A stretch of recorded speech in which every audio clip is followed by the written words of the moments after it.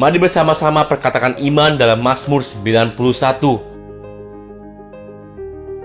Dalam lindungan Allah. Orang yang duduk dalam lindungan yang maha tinggi dan bermalam dalam naungan yang maha kuasa akan berkata kepada Tuhan, tempat perlindunganku dan kubu pertahananku, Allahku yang kupercayai. Sungguh Tuhanlah yang akan melepaskan aku dari jerat penangkap burung, dari penyakit sampar yang busuk. Dengan kepaknya Tuhan akan menundungi aku, di bawah sayapnya aku akan berlindung, kesetiaannya ialah perisai dan pagar tembok. Aku tak usah takut terhadap kedahsyatan malam, terhadap panah yang terbang di waktu siang, terhadap penyakit sampar yang berjalan di dalam gelap, terhadap penyakit menular yang mengamuk di waktu petang. Walau 1.000 orang rebah di sisiku dan 10.000 di sebelah kananku, tetapi itu tidak akan menimpa aku. Aku hanya menontonnya dengan mataku sendiri dan melihat pembalasan terhadap orang-orang fasik. Sebab Tuhan ialah tempat perlindunganku, yang maha tinggi telah kubuat tempat perteduhanku. Malapetaka tidak akan menimpa aku, dan tulah tidak akan mendekat kepada kemahku. Sebab malaikat-malaikatnya akan diperintahkannya kepadaku untuk menjaga aku di segala jalanku. Mereka akan menatang aku di atas tangannya, supaya kakiku jangan terantuk kepada batu. Singa dan ular tedung akan kulangkahi. Aku akan menginjak anak singa dan ular naga. Sungguh hatiku melekat kepada Tuhan, maka Tuhan akan meluputkan aku. Tuhan akan membentengi aku, sebab aku mengenal namanya. Bila aku berseru kepada Tuhan, Tuhan akan menjawab aku. Tuhan akan menyertai aku dalam kesesakan. Tuhan akan meluputkan aku dan memuliakan aku. Dengan panjang umur akan Tuhan kenyangkan aku, dan akan Tuhan perlihatkan kepadaku keselamatan daripadanya. Amin. Mari saya undang jemaat yang dikasihi Tuhan untuk kita bersama-sama memperkatakan apa yang dimaksud dengan Pentakosta ketiga. Pentakosta ketiga adalah pencurahan Roh Kudus yang dahsyat di zaman ini melebihi yang terjadi di Azusa Street. Pentakosta ketiga akan mengakibatkan penuaian jiwa yang terbesar dan yang terakhir sebelum Tuhan Yesus datang kembali. Pentakosta ketiga akan membangkitkan generasi Yeremia, yaitu anak-anak muda yang dipenuhi Roh Kudus, cinta mati-matian kepada Tuhan Yesus, tidak kompromi terhadap dosa, dan akan bergerak untuk memenangkan jiwa. Pentakosta ketiga lahir di Indonesia dan bergerak ke bangsa-bangsa. Gerakan ini dari timur ke barat dan akan kembali ke Yerusalem. Pentakosta ketiga akan memberikan kuasa untuk menyelesaikan amanat agung, dan setelah itu Tuhan Yesus datang kembali. Amin.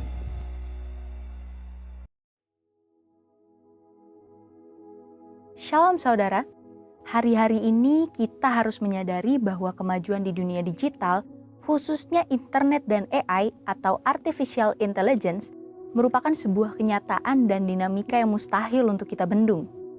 Pengaruh serta dampaknya, baik yang bersifat positif maupun negatif, sudah menyebar ke seluruh penjuru dunia. Hal ini merambah setiap lapisan masyarakat, tanpa memandang usia atau tingkat ekonomi, serta menyentuh dunia sekuler maupun religi, termasuk kita yang ada di dalam aliran Pentakosta. Pembahasan Voice of Pentecost kali ini adalah bagaimana insan Pentakostal menyikapi kemajuan dan penggunaan AI. Hanya dalam waktu singkat, sejak kemunculannya di tahun 2022, kini telah muncul ratusan program berbasis AI yang digunakan secara aktif untuk berbagai keperluan. Kita harus menyadari bahwa teknologi ini akan terus bertambah dan berkembang pesat. Nyaris tidak ada lagi sisi kehidupan manusia saat ini yang tidak bersentuhan dengan perkembangan AI. Secara positif, AI telah membantu banyak orang dalam meringankan beban pekerjaan, studi, hingga riset. Namun, di sisi lain, kita juga menyaksikan banyak orang yang justru memakai AI untuk menghindari tanggung jawab yang seharusnya dikerjakan sendiri, seperti manipulasi karya ilmiah atau proses wawancara kerja.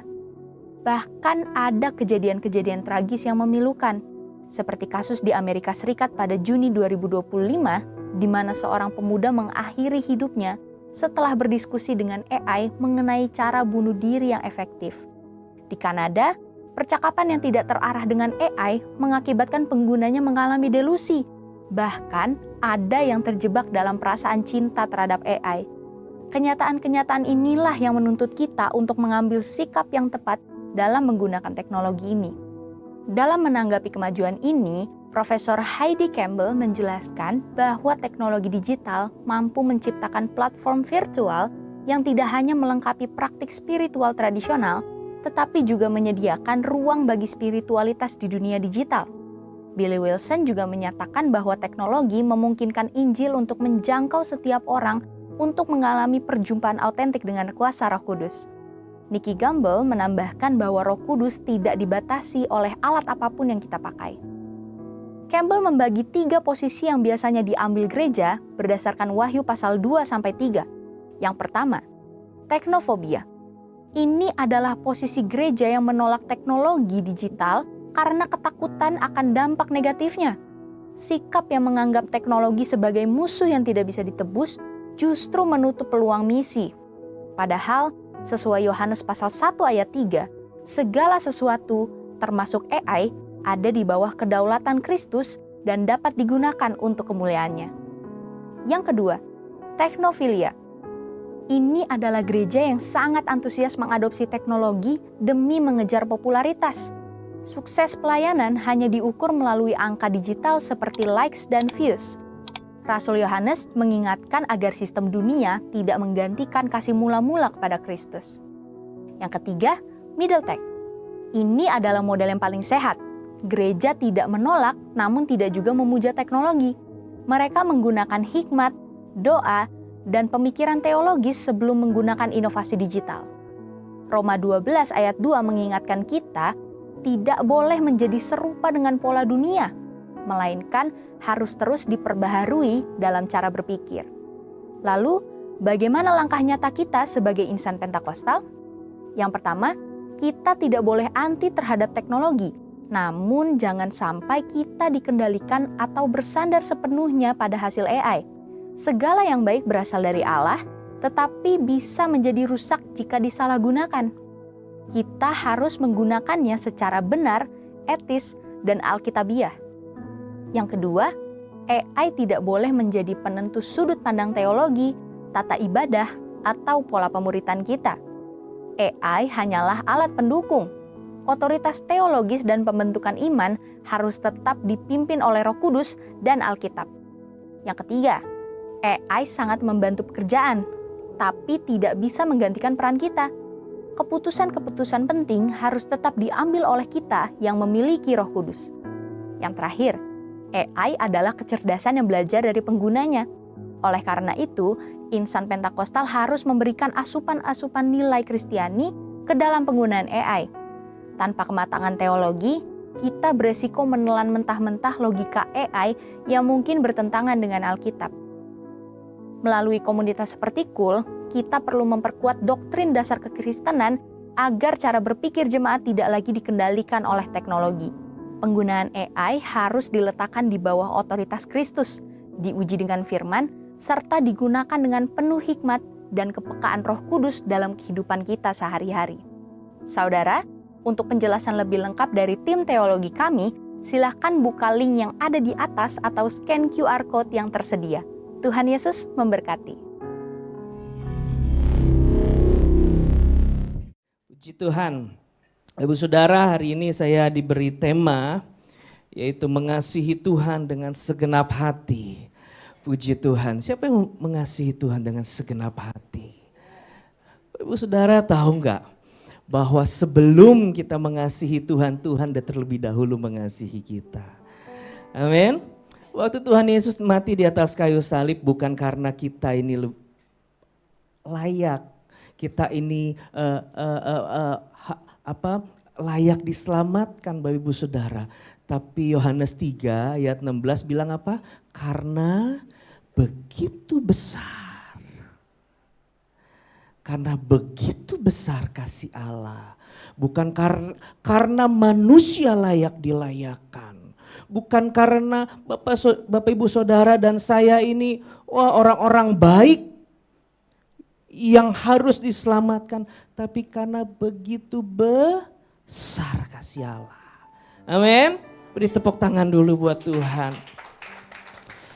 Itu adalah bukti pengorbanan. Itu bukti kasih Tuhan buat kita. Bapak Ibu Saudara, saya sudah menikah sekitar 22-23 tahun Bapak Ibu Saudara. Ya Bapak Ibu Saudara mungkin melihat saya imut-imut keren begini Bapak Ibu Saudara. Tapi sebetulnya anak saya udah baru selesai kuliah Bapak Ibu Saudara. Ya, saya datang dengan istri saya Bapak Ibu Saudara. Ya, kami udah menikah sekitar 23 tahun ya. Nah Bapak Ibu Saudara, ya 23 tahun istri saya langsung kasih signal ya. 23 tahun kami sudah menikah. Bapak Ibu Saudara, perlu Bapak Ibu Saudara ngerti bahwa kebahagiaan di dalam rumah tangga itu nggak datangnya seperti apa? Seperti suatu dongeng ya, yang kalau kita baca atau kita mendengar nonton film Cinderella atau Putri Salju, terakhirnya mereka bilang and there live ever happy ever after. Mereka hidup selamanya sebahagia. Enggak Bapak Ibu Saudara. Ya, hidup pernikahan itu harus diusahakan. Kebahagiaan itu diusahakan. Termasuk Bapak Ibu Saudara, nggak bisa juga Bapak Ibu Saudara. Ada hamba Tuhan yang menumpang tangan Bapak Ibu Saudara. Dan seketika Bapak Ibu Saudara hidup pernikahan Bapak Ibu Saudara semua akhirnya bahagia sepenuhnya. Bapak Ibu Saudara nggak bisa. Jadi hidup kita ini semua diusahakan. Suami harus mengasihi istri. Dalam mengasihi harus ada bukti. Ya Bapak Ibu Saudara, nggak cukup dengan memberikan bunga, nggak cukup dengan kata-kata gombal Bapak Ibu Saudara. Tapi harus ada bukti. Nah bukti itu Bapak Ibu Saudara, bukti yang Tuhan ajarkan dalam kasih itu adalah pengorbanan. Bilang kanan kiri, bukti kasih itu berkorban. Amin. Ya, mungkin agak gak enak khotbahnya pagi hari ini. Tapi izinkan saya untuk menyampaikan realita apa yang Tuhan mau dalam firman Tuhan. Amin. Bapak Ibu Saudara.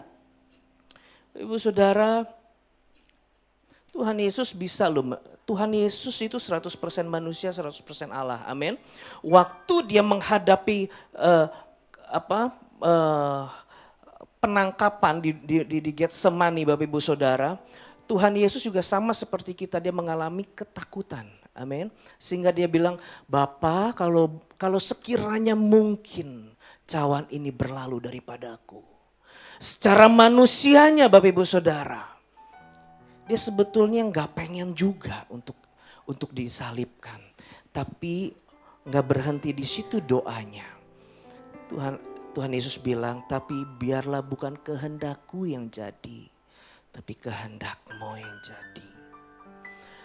Allah Bapa membuktikan kasih-Nya buat dunia ini dengan anak-Nya yang tunggal diberikan buat kita.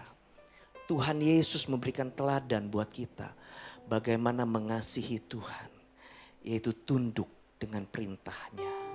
Amin. Bapak Ibu Saudara, pagi siang hari ini mungkin kita akan melihat realita mengasihi Tuhan itu seperti apa.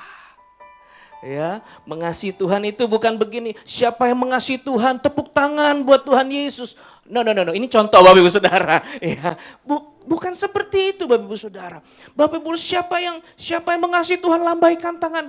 Enggak semudah itu. Enggak sesimpel itu mengasihi Tuhan.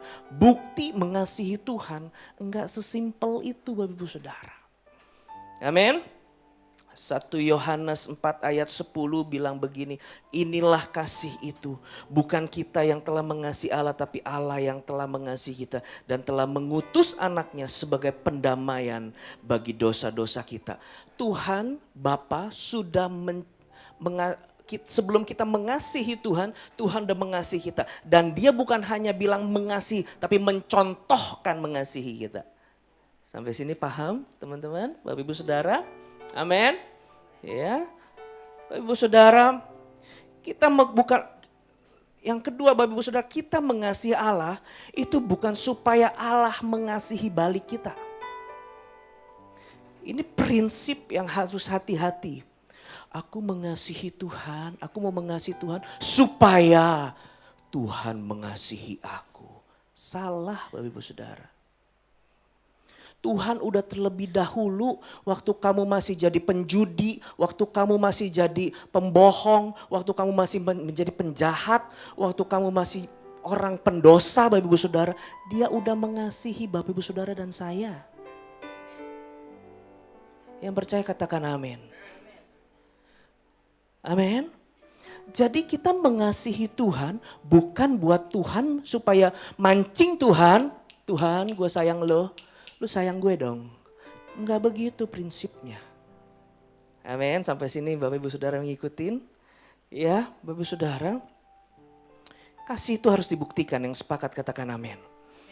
Khususnya istri-istri, khususnya bapak-bapak. Ya, kita mau tahu pasangan kita itu betul-betul mengasihi kita apa enggak, harus dibuktikan. Wah, Ibu luar biasa. Langsung yes.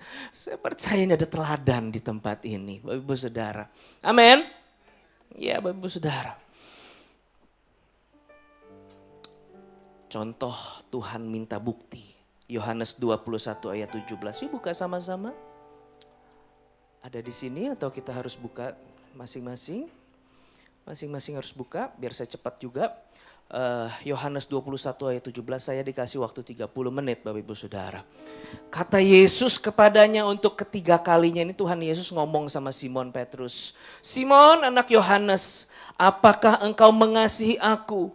Maka sedih hati Petrus karena Yesus berkata untuk ketiga kalinya, apakah engkau mengasihi aku? Dan ia berkata kepadanya, Tuhan, engkau tahu segala sesuatu. Engkau tahu bahwa aku mengasihi engkau. Kata Yesus kepadanya, gembalakanlah domba-dombaku. Tuhan ngomong, Tuhan nanya sama Petrus berapa kali?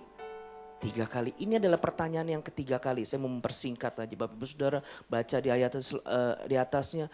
Bapak Ibu Saudara itu 3 kali Tuhan Yesus nanya, Simon apakah kau mengasihi aku? Sampai 3 kali. Dan 3-tiganya Tuhan juga bilang begini, gembalakanlah domba-dombaku. Tuhan itu bukan syarat, tapi Tuhan minta bukti. Sama-sama katakan bukti. Bukti mengasihi Tuhan bukan di sini Bapak Ibu Saudara, tapi kita harus membuktikan. Amin. Ya, aplikatifnya bagaimana mengasihi Tuhan? Bapak Ibu Saudara buka di ayat Yohanes 14 ayat 15.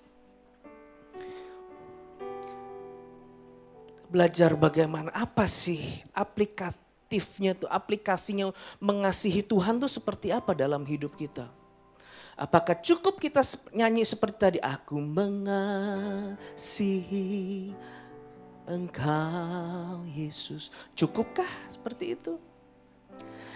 Itu ungkapan hati kita sama Tuhan. Tapi pagi ini kita mau belajar apa yang harus kita buktikan dalam mengasihi Tuhan. Temanya, judulnya adalah mengasihi Tuhan dengan segenap hati, Bapak Ibu Saudara. Ya, Yohanes 14 ayat 15. Baca sama-sama yuk kali ini. 1, 2, 3. Jikalau wow. Jika kamu mengasihi aku, maka kamu menuruti segala perintahku. Ternyata gak cukup bilang aku mengasihimu Tuhan. Kalau dibalik firman ini, artinya kalau kamu tidak menuruti segala perintahku, kamu tidak mengasihi aku. Sepakat? Yang pertama, Mengasihi Tuhan itu menuruti segala perintah Tuhan. Tapi bagaimana caranya kita menuruti perintah Tuhan kalau kita semua enggak pernah baca firman Tuhan atau malas baca firman Tuhan, Bapak Ibu Saudara? Mulai hari ini kalau engkau yang mengaku dan aku mau mengasihi Tuhan, baca firman Tuhan. Amin. Renungin firman Tuhan. Ya Bapak Ibu Saudara, Alkitab tuh mengajarkan kita merenungkan firman. Bukan hanya sebatas baca Bapak Ibu Saudara.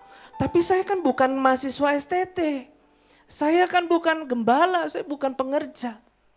Bapak Ibu Saudara perhatikan. Waktu Tuhan bilang renungkan firman-Ku siang dan malam. Tuhan gak bilang itu untuk STT, murid-murid STT. Tuhan gak bilang itu untuk pendeta. Tuhan gak bilang itu untuk pengerja-pengerja di GBI Palem. Enggak Bapak Ibu Saudara. Untuk semua kita renungkan firman. Amin. Mungkin ya kita nggak seperti harus baca buku, kita nggak perlu, ya nggak harus Bapak Ibu Saudara. Tapi begini, oh ada ayat seperti ini, Tuhan maksudnya apa ya ngomongnya ya. Kita dalam perikop itu, dalam satu pasal itu kita baca. Bapak Ibu Saudara baca firman jangan ngambil-ngambil cuma satu ayat Bapak Ibu Saudara. Ya, Bapak Ibu Saudara waktu, wah ayatnya bagus. Bapak Ibu Saudara mulai ngeliat ini dalam pasal ini tentang apa sih? Tuhan lagi ngomong konteksnya tentang apa sih? Amin. Takut salah Bapak Ibu Saudara. Ya, kalau salah, takut salah, nanti jadinya banyak orang Kristen kecewa karena apa? Salah nangkep ayat Bapak Ibu Saudara. Amin. Ya Bapak Ibu Saudara, renungin firman. Sehingga waktu kita merenungkan firman, kita mulai tahu apa yang Tuhan perintahkan buat Bapak Ibu Saudara dan saya. Amin. Dan waktu tahu perintah Tuhan, kita mulai berusaha Bapak Ibu Saudara. Menjadi pelaku firman itu belajar. Makanya kenapa kita dibilang murid? Murid bisa salah gak? Bisa. Lumrah gak murid salah? Orang Kristen, Bapak Ibu Saudara, kita ini nggak dituntut jadi Superman. Kita dituntut jadi murid. Murid itu belajar. Amin. Kalau ada salah, Tuhan tegur, berbalik dari jalan-jalan yang jahat dong. Amin. Itu murid Bapak Ibu Saudara. Orang Kristen begitu kehidupannya. Jadi kita nggak yang mesti, wah harus selalu sempurna. Belajar untuk semakin serupa dengan Kristus. Amin. Belajar. Paulus juga ngomong begitu loh. Aku berusaha mengikuti kehendak Tuhan. Melakukan kehendaknya. Aku berusaha. Orang Kristen harus berusaha. Jangan bilang begini, gue mah udah begini dari lahir. Lu terima gue syukur, gak terima udah. Bapak Ibu Saudara. Tadi disinggung sama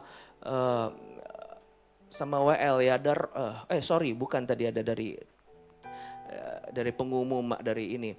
Roma 12 ayat 2, jangan kamu serupa dengan dunia, tapi berubahlah pembaruan budimu. Artinya orang Kristen harus berubah, itu menjadi ibadah. Itu konteksnya masih ibadah Bapak Ibu Saudara. Ibadah yang sejati. Orang Kristen harus mengalami perubahan budi. Bapak Ibu Saudara, ya Bapak Ibu Saudara bilang aku menerima keselamatan dari Tuhan, harus dibuktikan juga. Iman tanpa perbuatan hakikatnya mati. Percaya doang tapi nggak ada mengalami perubahan hidup, nggak mengikuti perintah-perintah Tuhan, mati Bapak Ibu Saudara. Kita melakukan firman Tuhan bukan supaya kita diselamatin, tapi karena kita udah menerima keselamatan itu. Kita membuktikan dengan melakukan firman Tuhan. Amin. Itu maksud kitab Yakobus. Amin. Yang kedua Bapak Ibu Saudara, yuk baca di 1 Yohanes 4 ayat 20.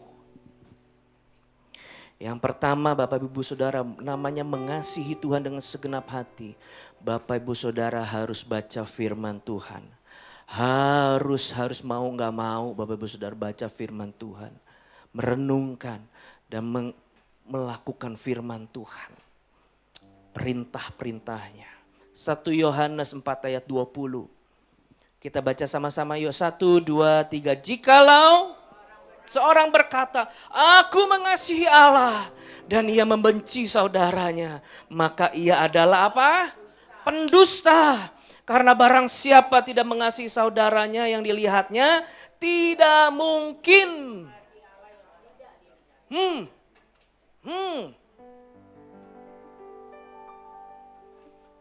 Pendusta.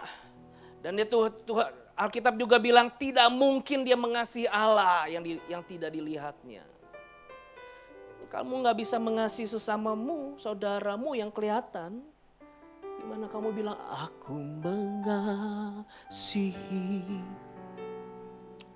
Kata firman Tuhan loh, bukan kata saya loh. Disebut apa? Pendusta.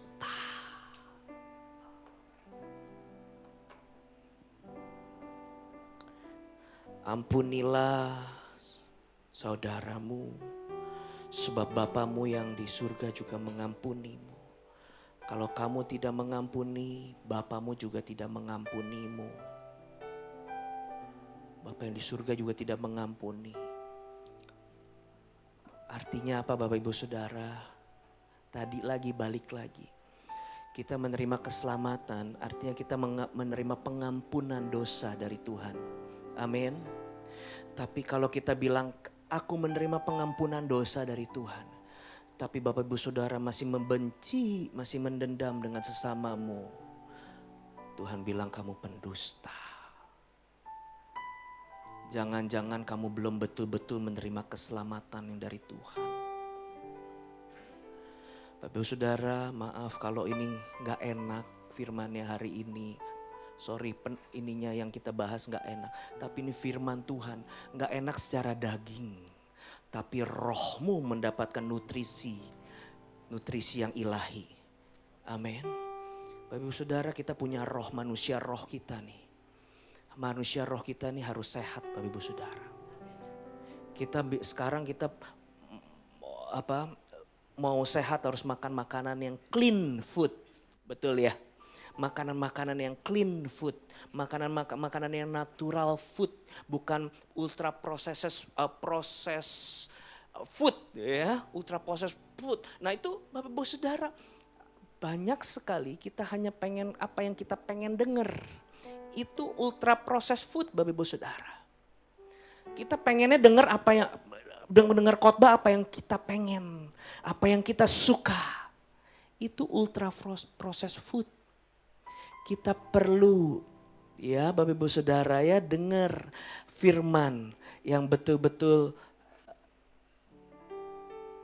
menyehatkan buat rohani kita. Amin.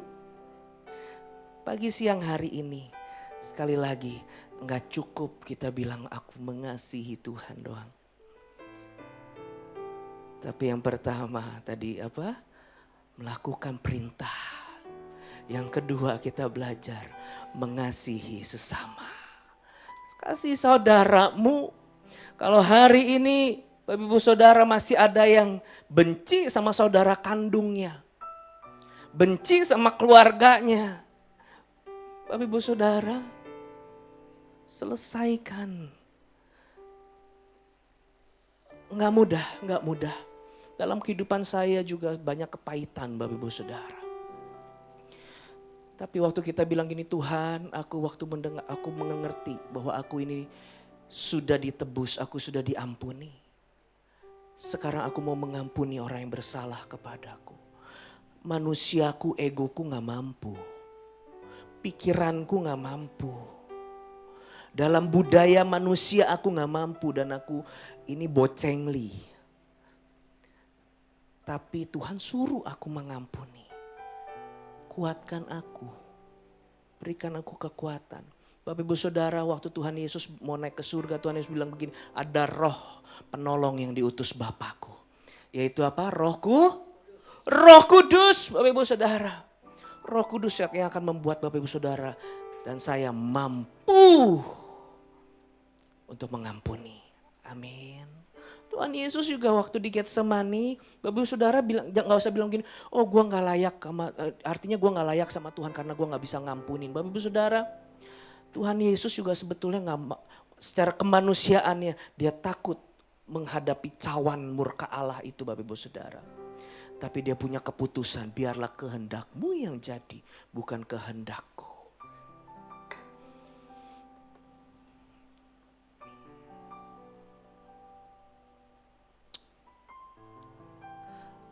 Orang yang banyak beribadah, belum tentu dia bisa mengasihi manusia. Amin. Tapi Bapak Ibu Saudara, hati yang menyerah sama Tuhan. Tuhan, aku gak mampu, Tuhan mampukan aku. Mau? Itu yang bisa Bapak Ibu Saudara. Ingat, mengasihi Tuhan bukan supaya Tuhan mengasihi kita. Mengasihi Tuhan adalah perintah. Kasihilah Tuhan Allahmu dengan segenap hatimu, dengan segenap kekuatanmu. Ada kata lah. Itu perintah Bapak Ibu Saudara. Orang Kristen, saya bersyukur hari ini temanya ini Bapak Ibu Saudara. Kita bisa sama-sama belajar dan sama-sama diingatkan kembali. Kita gak jadi orang-orang Kristen yang gampangan. Amin. Yang pertama apa dalam aplikatifnya? Melakukan perintah. Yang kedua, mengasihi sesama. Yang terakhir, yang ketiga Bapak Ibu Saudara.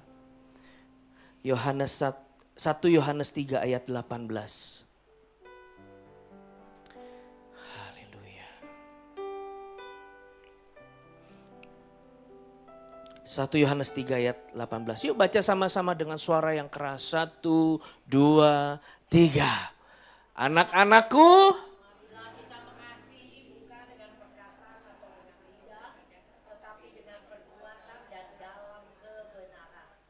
amin.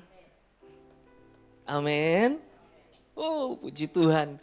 GBI Palem hari ini tahu diingatkan kembali bahwa aku mengasihi Tuhan bukan hanya sekedar mulutku. Perjanjian lama juga udah terjadi itu. Tuhan bilang sama Nabi Hagai, bangsa ini menyembah aku hanya dengan mulutnya. Udah pernah terjadi itu Bapak Ibu Saudara. Tuhan bilang itu korban yang cacat, kata Tuhan.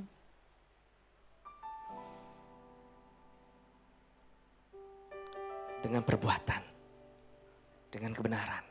Amin. Mau Bapak Ibu Saudara? Mengasihi Tuhan dengan segenap hati. Bukan hanya dengan perkataanmu, tapi dengan perbuatan-perbuatanmu. Perbuatan di mana? Di gereja aja cukup? Jangan dong. Ya, di mana Tuhan tempatkan kita? Di rumah, khususnya di rumah. Ini Bapak Ibu Saudara, Pak Bu, ini menjadi suatu ya, di gereja itu banyak orang malaikat, betul. Tapi waktu mereka selesai dari gereja, dari komunitas Bapak Ibu Saudara, masuk dalam kehidupannya sehari-hari. Orang gak ngerti bahwa dia tuh orang Kristen. Karena apa? Ya sama aja. Cara ngomongnya sama, cara maki-maki orang sama, cara ambil keputusan sama, perbuatannya sama. Ya Bapak Ibu Saudara, sama. Harusnya kita beda, amin. Sebab kita ini adalah anak-anak terang, kata firman Tuhan. Bila terangmu bercahaya, amin. Yang gelap harusnya bisa melihat terang, Bapak Ibu Saudara. Itu perbuatan, itu mengasihi Tuhan. Amin. Ya, Bapak Ibu Saudara, mulai hari ini Bapak Ibu Saudara, saya percaya Roh Kudus semua menolong kita. Mulai bekerja, mulai mengingatkan kita bahwa mengasihi Tuhan. Pertama, menuruti perintah-perintahnya. Kedua, kita belajar untuk mengasihi sesama kita. Keluarga-keluarga kita tuh, ayo dong. Ya, kadang-kadang jago di gereja, bahkan jago, saya gak mau jago di mimbar Bapak Ibu Saudara. Tapi saya juga harus menjadi teladan buat istri saya. Saya memperlihatkan teladan saya buat anak saya. Saya memperlihatkan teladan saya buat ii saya. Ya, buat semua keluarga besar saya. Ya, saya harus pastikan itu Bapak Ibu Saudara. Sebelum saya melayani keluar, saya harus melayani keluarga saya dulu. Melayani bukan hanya begini, yuk sini dengar firman Tuhan yuk. Bukan Bapak Ibu Saudara. Perbuatanmu harus sinkron dengan perkataanmu. Perkataanmu harus sinkron dengan perbuatanmu. Amin. Puji Tuhan. Sekali lagi, mengasihi Tuhan dengan segenap hati adalah pembuktian bahwa kita komitmen untuk mengasihi Tuhan. Dan yang terakhir ini benar-benar terakhir Bapak Ibu Saudara. Saya undang tim musik WL Singer. Bapak Ibu Saudara, mengasihi itu bukan perasaan.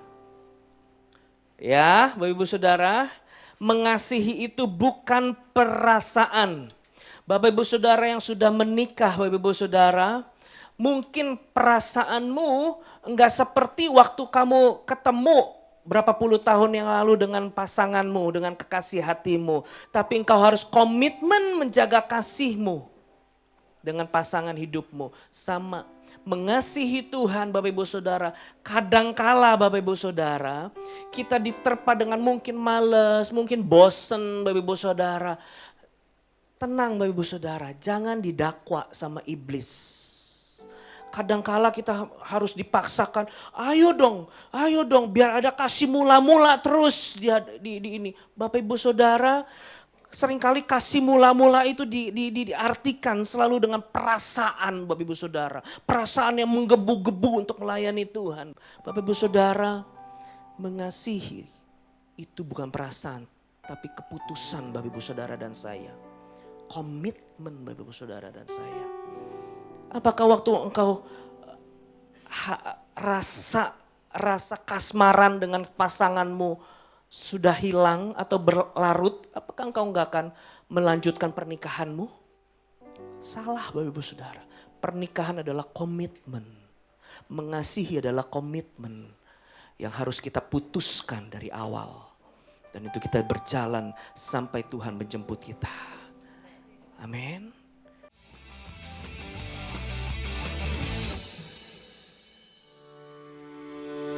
Salam, jemaat yang dikasihi Tuhan Yesus Kristus. Berikut adalah rangkaian kegiatan yang akan berlangsung di GBI Home Palem Galaksi dalam minggu ini. Mari kita bersama-sama bertumbuh di dalam kasih, pengenalan akan Tuhan, dan kebersamaan sebagai keluarga rohani. Mari kita awali setiap minggu dengan kekuatan dari Tuhan melalui doa pagi. Setiap hari Senin pukul 6 pagi kita akan berkumpul secara online melalui Zoom untuk menaikkan ucapan syukur dan permohonan kepada Tuhan. Bangun lebih pagi, siapkan hati dan mari mulai hari dengan doa yang menguatkan iman kita. Mari kita terus menabur doa bagi lingkungan dan kota kita melalui doa keliling. Kegiatan ini diadakan di hari Senin pukul 7 malam. Kita akan berdoa bersama di berbagai titik, memohon agar kasih dan damai sejahtera Tuhan melingkupi setiap tempat yang kita doakan. Ayo, ikut ambil bagian karena doa orang benar besar kuasanya. Jangan lewatkan PPW Night saat dimana kita bersama-sama memuji, menyembah, dan merenungkan firman Tuhan. Ibadah ini diadakan setiap hari Selasa pukul 8 malam, onsite di gereja GBI Home Palem Galaksi, dan juga online via Zoom. Mari hadir dan rasakan hadirat Tuhan yang memulihkan, serta menguatkan setiap hati yang datang kepadanya. Bagi para wanita yang rindu menjadi pendoa dan penopang keluarga, mari bergabung dalam ibadah doa wanita yang diadakan setiap hari Rabu pukul 19.30 melalui Zoom. Saat di mana para wanita Tuhan bersatu hati berdoa, memohon pimpinan dan kasih karunia-Nya untuk keluarga, gereja, dan bangsa kita. Untuk seluruh keluarga yang rindu semakin diberkati dan menjadi berkat, mari bergabung dalam Cool Bless Family yang berlangsung setiap hari Kamis pukul 8 malam melalui Zoom. Waktu yang indah untuk saling menguatkan, bertumbuh dalam firman dan berbagi kasih di tengah keluarga rohani kita. Bagi para dewasa muda, jangan lewatkan persekutuan yang seru dan membangun iman, yaitu Kul Dewasa Muda, setiap hari Kamis pukul 8 bertempat di rumah Ibu Susanti. Datang dan alami persekutuan yang hangat, penuh sukacita dan saling menguatkan dalam kasih Tuhan. Jemaat Tuhan yang dikasihi di Gereja Home PG, inilah care team kita yang dengan sukarela dan penuh kerinduan hati siap bergantian melayani saudara-saudari seiman. Mereka adalah care team 1, 2, dan 3. Setiap senyuman, setiap sapaan hangat, setiap bantuan kecil, dan setiap doa yang kalian panjatkan adalah wujud kasih Tuhan yang nyata di tengah kita. Selamat bertugas, selamat melayani. Kiranya Tuhan Yesus yang adalah kepala gereja memberkati setiap langkah pelayanan kalian, memberi kekuatan baru, sukacita yang melimpah, dan buah yang berlimpah untuk kemuliaan namanya. Bagi saudara-saudari jemaat yang merasa terpanggil Tuhan untuk ikut melayani, silakan hubungi panitia atau leader care team. Kami sangat membutuhkan lebih banyak tangan dan hati yang siap melayani bersama dalam kasih Kristus. Pelayanan kita semua adalah untuk Tuhan dan bagi sesama. Mari kita dukung satu sama lain dalam doa. Tuhan memberkati pelayanan kita semua. Amin. Jemaat yang terkasih, Tuhan sedang menanamkan sebuah kerinduan di hati gereja kita untuk suatu hari memiliki rumah Tuhan yang menjadi milik kita bersama. Bagi Bapak, Ibu, dan Saudara yang rindu mengambil bagian dalam pembangunan ini, dapat menabur melalui transfer ke rekening BCA 0730 507 305 atas nama GBI Palem Galaksi. Atau, Bapak dan Ibu juga dapat memberikan persembahan melalui kotak persembahan pembangunan yang telah disediakan. Kiranya setiap benih yang ditaburkan menjadi berkat, dan Tuhan memberkati setiap hati yang memberi. Demikian pengumuman minggu ini, mari terus semangat dalam pelayanan, setia dalam doa dan bersukacita dalam setiap kesempatan yang Tuhan berikan. Tuhan Yesus memberkati.